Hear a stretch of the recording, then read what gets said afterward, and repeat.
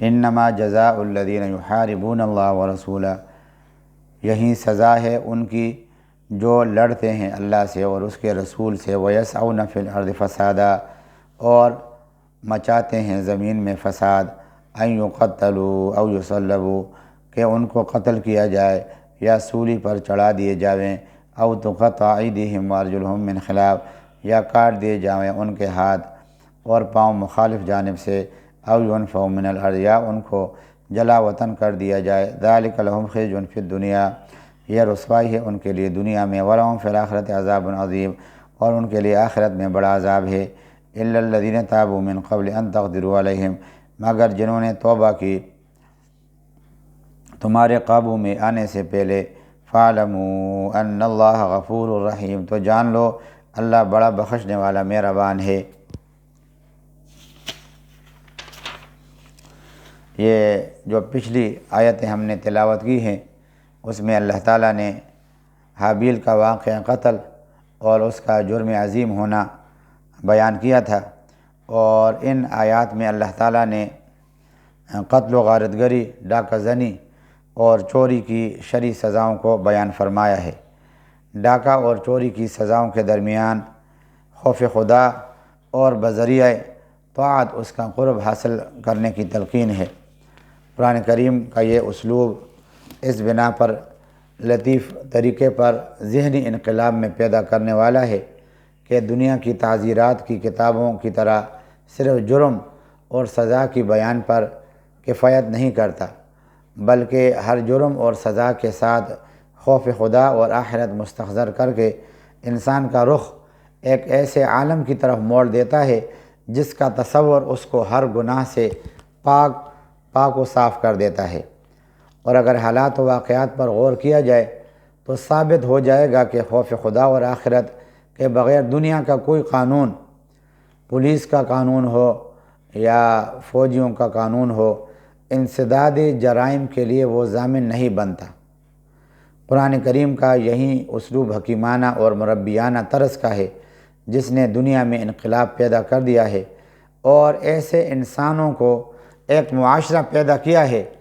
جو اپنے تقدس میں فرشتوں سے بھی اونچا مقام رکھتے ہیں۔ آپ موجودہ دور کے اندر بھی دیکھ لیں، جن ممالک میں شرعی سزائیں نافذ ہیں وہاں جرائم جو ہے وہ زیرو ہیں، اور جہاں پہ شرعی سزائیں وہ نافذ نہیں ہے، ویسے ہی انگریز نے جو قانون بنا رکھے ہیں وہ نافذ ہیں، تو وہاں نہ تو عدالتوں سے کسی کو انصاف ملتا ہے اور نہ حاکم وقت سے انصاف کی کوئی توقع ہوتی ہے۔ اس کے علاوہ جہاں پہ رب کا خوف دل کے اندر ہو، اس سے بڑے جرائم تو کیا، بڑے سے حالات تبدیل ہو جاتے ہیں۔ ابھی حالیہ انڈیا کے اندر جو کرونا وائرس نے تباہی مچا رکھی ہے، وہاں میڈیا اور سوشل میڈیا کے ذریعے سے خود بخود آدمی یہ معلوم کر سکتا ہے کہ انہوں نے اپنی مذہبی عبادت گاہوں پر تو پابندی لگائی ہیں، لیکن اسپیکر کے ذریعے سے اعلان کرتے رہے ہیں کہ مسلمان اپنی عبادت گاہوں میں آ کے اللہ سے مانگے تاکہ اس وبا سے ہماری جان چھوٹ جائے۔ تو یہ ایک اسلام کا طرہ امتیاز ہے اور ایک خاص وصف ہے کہ جہاں پہ اللہ کے خوف سے اللہ کی عبادت کی جائے اور اللہ کے قانون کے اوپر عمل کیا جائے، تو وہاں نہ صرف یہ کہ جرائم کے اندر کمی آتی ہے، جرائم کی بےخکنی ہو جاتی ہے، بلکہ وہاں دیگر جو انسان کو مصیبتیں پریشانیاں لاحق ہوتی ہیں وہ بھی اللہ تعالیٰ دور فرما دیتے ہیں۔ یہاں پہ شرعی سزائیں جو ہے جو اللہ نے بیان کی ہیں وہ تین قسم کی ہیں۔ ایک تو حدود ہیں، دوسرے نمبر پر قصاص ہیں، تیسرے نمبر پر تعزیرات ہیں۔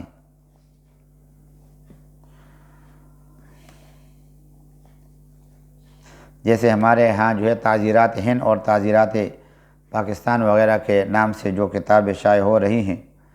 تو یہ جو ہے نا وہ اس قسم کی تعزیرات کی سزائیں وہ حاکم کے ثوابدید کے اوپر موقوف ہوتی ہیں۔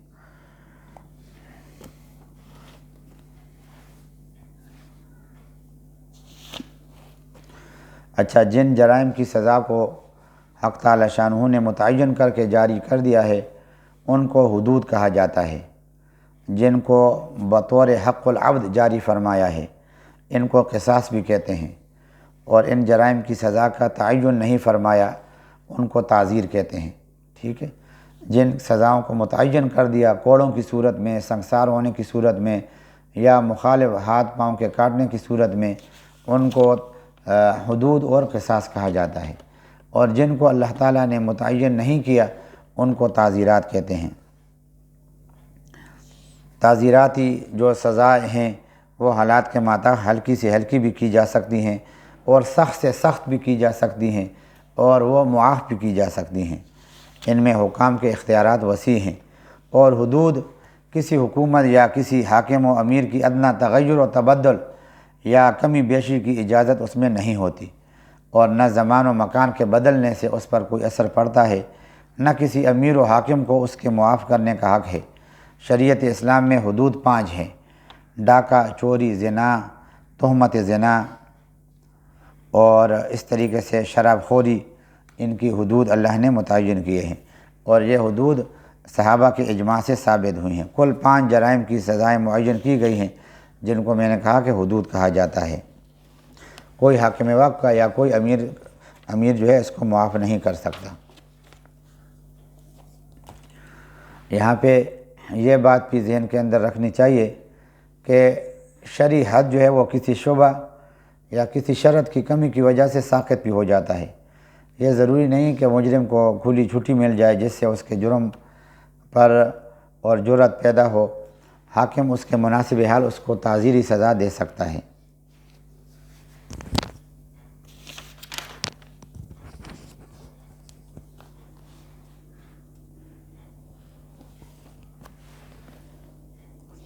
رہزنی کی 4 سزائیں اللہ تعالیٰ نے حرف او کے ساتھ ذکر کی ہیں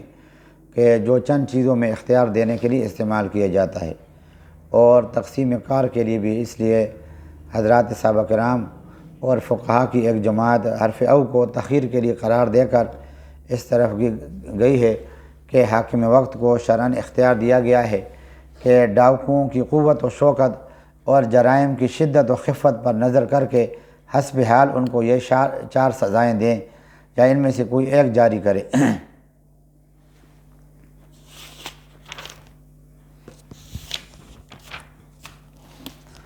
یا ایھا الذین آمنوا اتقوا اللہ، اے ایمان والے لوگو ڈرو اللہ تعالیٰ سے، وابتغوا الیہ الوسیلۃ، اور ڈھونڈو اس تک وسیلہ، وجاہدوا، یعنی اور طاعات کے ذریعے سے اللہ تعالیٰ کی قربت ڈھونڈو، اور وہ اس صورت میں آدمی ڈھونڈ سکتا ہے کہ جب کہ طاعات کا وہ پابند ہو۔ وجاہدوا فی سبیلہ، اور جہاد کرو اس کی راہ میں، لعلکم تفلحون، تاکہ تم کامیاب ہو جاؤ۔ ان الذین کفروا، جو لوگ کافر ہیں، لو ان لہم ما فی الارض جمیعا، اگر ان کے پاس ہو جو کچھ زمین میں ہے سارا، ومثلہ معہ، اور اس کے ساتھ اتنا ہی اور، لیفتدوا بہ من عذاب یوم القیامہ، تاکہ بدلہ دیں اپنے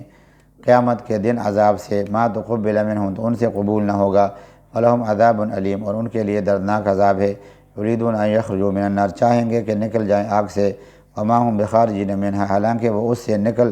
نہیں سکیں گے، ولہم عذاب مقیم، ان کے لیے دائمی عذاب ہے، والسارق والسارقۃ، اور چوری کرنے والا مرد اور چوری کرنے والی عورت، فاقطعوا ایدیہما، کاٹ ڈالو ان کے ہاتھ، جزاء بما کسبا، نکالا من اللہ، سزا میں ان کی کمائی کے، تنبیہ ہے اللہ تعالیٰ کی طرف سے، واللہ عزیز حکیم، اللہ غالب حکمت والا ہے۔ فمن تاب من بعد ظلمہ واصلح، پھر جس نے توبہ کی اپنے ظلم کے پیچھے اور اصلاح کی، فإن اللہ یتوب علیہ، تو اللہ توبہ قبول کرتا ہے اس کی، ان اللہ غفور رحیم، بے شک اللہ بخشنے والا مہربان ہے۔ الم تعلم، کیا تجھ کو معلوم نہیں، ان اللہ لہ ملک السماوات والارض، کہ اللہ ہی کے واسطے ہے سلطنت آسمانوں اور زمین کی، تعذب من یشاء ویغفر لمن یشاء، عذاب دیتا ہے جس کو چاہے اور بخشتا ہے جس کو چاہے، واللہ علی کل شیء قدیر، اور اللہ تعالیٰ ہر چیز پر قادر ہے۔ اللہ تبارک و تعالیٰ ان آیات پر ہمیں عمل کرنے کی توفیق نصیب فرمائے۔ وآخر دعوانا ان الحمد للہ رب العالمین۔